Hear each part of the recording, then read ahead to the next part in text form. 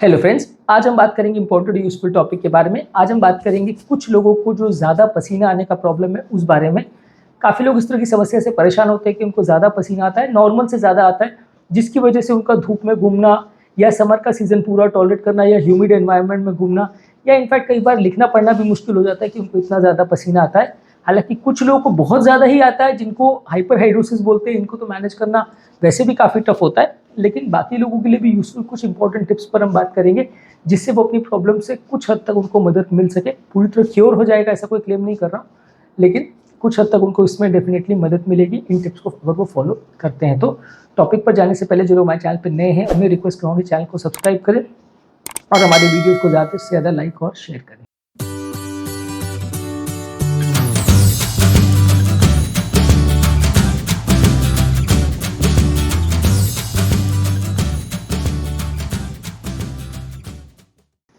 सबसे पहला टिप, अगर किसी व्यक्ति को बहुत ज़्यादा पसीना आने का प्रॉब्लम है तो उसको कपड़े जो सिलेक्शन कर रहा है वो ब्रीदेबल फैब्रिक्स होने चाहिए, लाइट कलर्ड फैब्रिक होने चाहिए, लूज फिटिंग फैब्रिक होने चाहिए, कॉटन के ज़्यादातर कपड़े होने चाहिए जो मॉइस्चर को और पसीना को अब्जॉर्ब करते हैं। सिंथेटिक जो मटेरियल्स होते हैं वो कंपेरेटिवली हीट को ट्रैप करते हैं और वो ब्रीदेबल नहीं होते, उसके में कोई पोर्स नहीं होते, जिसकी वजह से एयर का सर्कुलेशन है वो प्रॉपरली मेंटेन नहीं हो पाता, जिसकी वजह से लोगों को ज़्यादा प्रॉब्लम आती है। तो एज़ कम्पेयर कॉटन के या इस तरह के कपड़े आपको पहनने चाहिए जिनका फैब्रिक ब्रीदेबल हो, अच्छे फिटिंग के कपड़े हो, बहुत ज़्यादा टाइट फिटिंग नहीं हो और बहुत ज़्यादा थिक कपड़े नहीं हो और एयर सर्कुलेशन को परमिट करे। प्रेफरेबली कॉटन के फैब्रिक होने चाहिए या लिनन के होने चाहिए। इसके अलावा इस तरह के सॉक्स आपको पहनने चाहिए जो कि मॉइस्चर को ऑब्जॉर्ब करे। कई लोग विंटर टाइप के सॉक्स पहनते हैं या बहुत थिक मटेरियल के सॉक्स पहनते हैं, मल्टी लेयर वाले सॉक्स पहनते हैं, तो उसमें आपको इन्फेक्शन होने का चांस या बैड ऑर्डर आने का चांस ज़्यादा बढ़ जाता है। इसके कंपैरिजन में कुछ ड्राई फीलिंग आपको करे इस तरह के सॉक्स पहने चाहिए, समर सॉक्स या लाइट कलर के सॉक्स पहने जो कि उनका फैब्रिक इस तरह का हो कि आपको एयर सर्कुलेशन परमिट करे, बहुत ज़्यादा पसीना को ट्रैप ना करे। इस तरह का अगर मटेरियल को आप यूज़ करते हैं तो कंपेरेटिवली थोड़ा सा उनको पसीने वाली प्रॉब्लम से मदद मिलेगी कुछ हद तक। इसके अलावा हाइजीन का प्रॉपर ध्यान रखिए, आप साफ़ सफाई का प्रॉपर ध्यान रखिए। आपकी क्लीनलीनेस और हाइजीन का अगर आप ध्यान रखेंगे तो आपको कंपैरेटिवली पसीना आने का प्रॉब्लम कुछ हद तक कम हो जाएगा। और रेगुलर बेसिस पे उनको शावर करना चाहिए और एंटीपर्स्पिरेंट सोप के साथ या एंटीपर्स्पिरेंट सॉल्यूशंस के साथ उनको स्नान करना चाहिए, जिससे कंपैरेटिवली उनको पसीना आने का प्रॉब्लम कुछ कम हो जाए। और प्रॉपर हाइजीन अगर मेंटेन करते हैं, दिन में 3-4 बार अगर स्नान करते हैं तो उनको कुछ हद तक कपड़ों से जो स्मेल आती है या कपड़े बार बार गीले हो जाते हैं उसमें भी काफ़ी हद तक मदद मिलेगी। कुछ एंटीपर्स्पिरेंट पाउडर्स होते हैं या एंटीपर्स्पिरेंट स्प्रेज होते हैं, इसको आप यूज़ कर सकते हो, जिसमें एल्यूमिनियम क्लोराइड और एल्यूमिनियम जिरकोनियम के मटेरियल्स के ये प्रोडक्ट्स रहते हैं। तो इससे आपको कंपेरेटिवली पसीना आने का चांस कम हो जाएगा और ये मॉइस्चर को कम करते हैं। अंडर आर्म्स वगैरह में जिन लोगों को ज़्यादा पसीना आता है उनके लिए अच्छे हैं ये डिओड्रेंट्स को या इस तरह के स्प्रेस को। आप ऑब्वियसली पूरे शरीर पे तो नहीं छिड़क सकते, लेकिन अंडर आर्म्स पे, एक्सिलरी रीजन में या नेक पर या ग्रॉइन रीजन में अगर आप थोड़ा बहुत स्प्रे करते हैं तो अच्छा है। पर ग्रॉइन में स्प्रे करने से पहले थोड़ा ध्यान रखिए कि ये बहुत सेंसिटिव एरिया होता है और कई बार इन्फेक्शंस का रिस्क या स्किन के बर्न्स होने का रिस्क बढ़ जाता है, तो थोड़ा सा एक्सिलरी रीजन और चेस्ट रीजन पर ही ज़्यादा स्प्रे करें तो चलेगा। इसके अलावा मेंटल स्ट्रेस को अवॉइड करिए। मेंटल स्ट्रेस से भी काफ़ी लोग को पसीना ज़्यादा आता है। जिन लोगों को भी बहुत ज़्यादा टेंशन का प्रॉब्लम है उनको deep breathing exercise, yoga, meditation इस तरह की चीज़ें करनी चाहिए जो उनका स्ट्रेस लेवल्स को कम करेगी, तो इससे उनको पसीना आना कम हो जाएगा। काफ़ी हद तक पसीना जो है बॉडी के स्ट्रेस हार्मोन से गवर्न होता है। ज़्यादा स्ट्रेस से आपको पसीना ज़्यादा आता है। स्ट्रेस अगर आप कंट्रोल कर लेंगे तो पसीने का प्रॉब्लम कम हो जाएगा। इसके अलावा कुछ ट्रिगर्स हैं, जैसे कि कुछ फूड्स है, बेवरेजेस है, कॉफ़ी है, कैफीन वाली कोई भी प्रोडक्ट्स है, अल्कोहल है, ये स्वेटिंग को ज़्यादा स्टिमुलेट करते हैं। स्पाइसी खाना बहुत ज़्यादा खाने से पसीना ज़्यादा आता है। आपने कई बार देखा होगा कि होटल्स वगैरह में बहुत ज़्यादा मसालेदार अगर आप खाना खा लेते हैं तो उसके बाद पूरा चेहरा लाल हो जाता है, पसीना ज़्यादा आता है। तो इस तरह की चीज़ों को अवॉइड करिए, क्योंकि इसके बाद आपको ज़्यादा पसीना आएगा, उसको मैनेज करना कई बार कुछ लोगों के लिए मैनेज करना मुश्किल हो जाएगा। ज़्यादातर लोगों को इसमें थोड़ा पसीना तो आता है लेकिन वो मैनेजेबल होता है। कुछ लोगों को बहुत ही ज़्यादा आता है तो मैनेज करना थोड़ा मुश्किल हो जाता है। तो इस तरह के खाद्य पदार्थों को अवॉइड करें। नेक्स्ट इंपॉर्टेंट टिप है कि हाइड्रेशन इंप्रूव करें।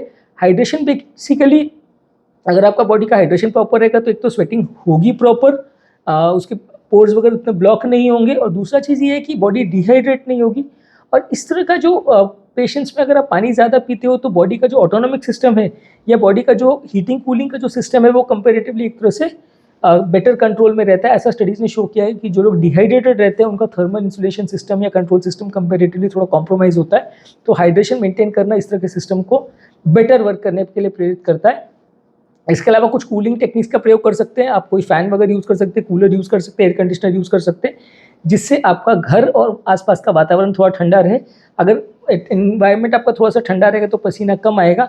नॉर्मल लोग 23-24 डिग्री टेम्परेचर के आसपास थोड़ा ज़्यादा कंफर्टेबल फील करते हैं, लेकिन अगर आपको पसीना ज़्यादा आने का प्रॉब्लम है तो आप थोड़ा लोअर टेम्परेचर रखिए, 18 से 20-21 के आसपास का टेम्परेचर रखिए, तो थोड़ा सा पसीना आने का प्रॉब्लम कम होगा। इसके अलावा कुछ मेडिकल ट्रीटमेंट्स या एंटीपर्स्पिरेंट ट्रीटमेंट्स आते हैं, कुछ बोटॉक्स के इंजेक्शंस वगैरह आते हैं, या कुछ आइंटोफोर्स आते हैं। ये सब चीज़ों को आप यूज़ कर सकते हो, पर ये सारी चीज़ें थोड़ी टॉक्सिक है और इनका इफेक्ट थोड़ा शॉर्ट लास्टिंग होता है, 4-6 महीना तक ही चलता है। तो ये सारी चीज़ों को आप डॉक्टर के साथ डिस्कशन करके, न्यूरोलॉजिस्ट के साथ डिस्कशन करके ले सकते हैं। एक्जिला वाले रीजन में या जो पर्टिकुलर किसी व्यक्ति को एक पर्टिकुलर जगह पर अगर बहुत पसीना आता है तो वहाँ पे आप बोटॉक्स के इंजेक्शन लगा सकते हैं। मान लीजिए किसी को हाथ का हाइपरहाइड्रोसिस और हाथ में इतना पसीना आता है कि वो कुछ भी लिख नहीं पाते, कई लोग को हाइपरहाइड्रोसिस इस तरह का होता है, तो आप हाथ के जो सिंपैथेटिक फाइबर्स है वहाँ बोटॉक्स का इंजेक्शन लगाए थे तो वो वहाँ का सिंपैथेटिक नर्व सप्लाई है वो पैरालाइज हो जाता है एक तरह से। 4 से 6 महीने तक या कई बार साल भर तक उसका इफेक्ट रहता है और उसके बाद वो इंजेक्शन को रिपीट करना पड़ता है। तो वो इंजेक्शन देने से भी कई बार आपका पसीना आने का प्रॉब्लम काफ़ी हद तक क्योर हो जाएगा। इसमें आपको रिलीफ काफ़ी अच्छा मिलेगा, लेकिन कॉस्टली होता है और शॉर्ट लास्टिंग इसका इफेक्ट होता है। बहुत लाइफ टाइम इसका रिस्पॉन्स मिलेगा ऐसा कोई ज़रूरी नहीं है।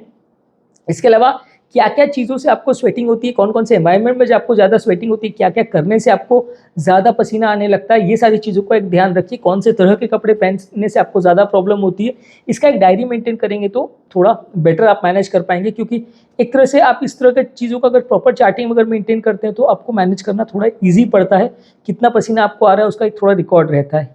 अगर आपको प्रॉब्लम्स बहुत ज़्यादा होती है और आपको अनकंट्रोलेबल प्रॉब्लम्स है, जो कि एक सोशल प्रॉब्लम तो ही आपके लिए एक पर्सनल इशू भी हो जाता है, बहुत ज़्यादा केस में आपको उसकी वजह से डिप्रेशन एंग्जाइटी अगर हो रही है तो आपको डेफिनेटली न्यूरोलॉजिस्ट को या साइकेट्रिस्ट डॉक्टर को थोड़ा मिलना चाहिए। वो आपको थोड़ा बेटर वे में गाइड कर पाएंगे, ज़्यादा साइंटिफिक वे में गाइड कर पाएंगे, और आपको कौन कौन सी प्रॉब्लम्स है जिसकी वजह से ऐसा हो रहा है उसको थोड़ा डिफ्रेंशिएट कर पा के आपको बेटर वे में मैनेज कर पाएंगे।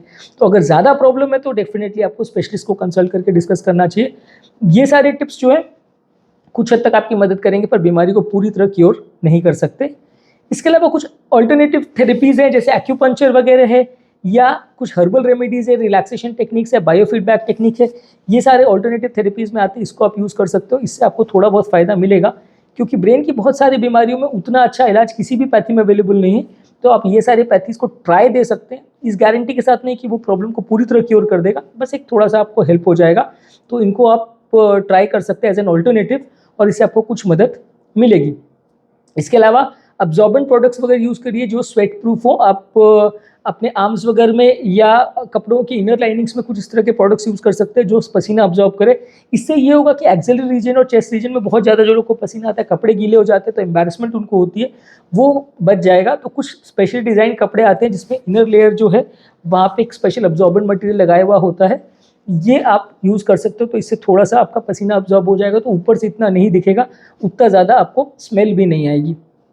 इसके अलावा आर्मपिट शील्ड्स भी आते हैं, आर्मपिट के लिए यानी एक्सिलरी रीजन के लिए शील्ड्स आते हैं।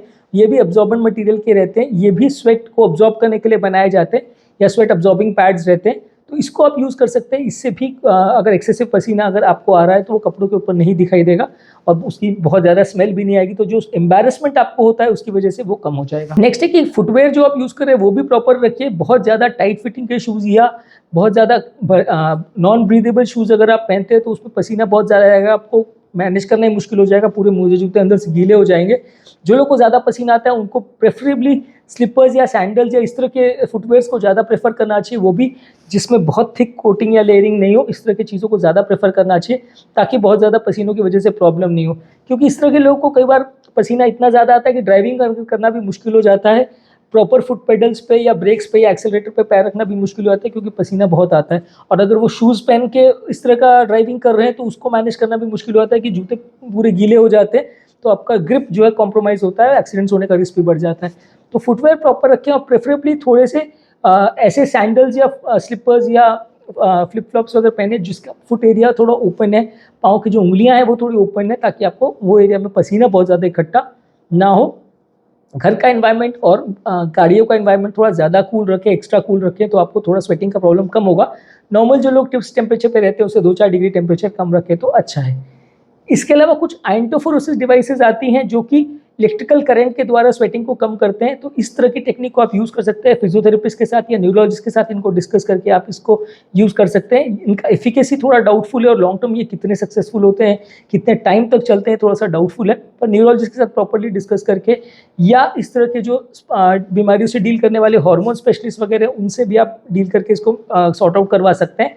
मैंने एक सेपरेट वीडियो किया जिसमें ये डिस्कस किया है कि स्वेटिंग के क्या कारण होते हैं, तो इनमें से अगर आपको कोई भी कारण आपकी बॉडी में एक्टिव दिखता है कि इसकी वजह से आपको स्वेटिंग आ रहा है, तो उससे रिलेटेड आप ट्रीटमेंट थेरेपी फॉलो कर सकते हैं, तो आपको डेफिनेटली ज़्यादा फायदा मिलेगा। मैं डेफिनेटली रिकमेंड करूँगा कि वो वीडियो को भी आप चेकआउट करें, तो आपको इंपॉर्टेंट कारण मिलेंगे जिसकी वजह से लोग को ज़्यादा स्वेटिंग होती है। आप उसे देखिए वीडियो को डेफिनेटली, और उससे आपको फ़ायदा मिलेगा और बीमारी से को सॉर्ट आउट करने में भी कुछ मदद मिलेगी। जो लोग हमारे चैनल पे नए हैं उन्हें रिक्वेस्ट करूँगा कि चैनल को सब्सक्राइब करके वीडियोस को लाइक और शेयर करके हमें इंस्पायर और मोटिवेट करें, ताकि हम अपने अच्छे वीडियोस आपके लिए लाते रहें।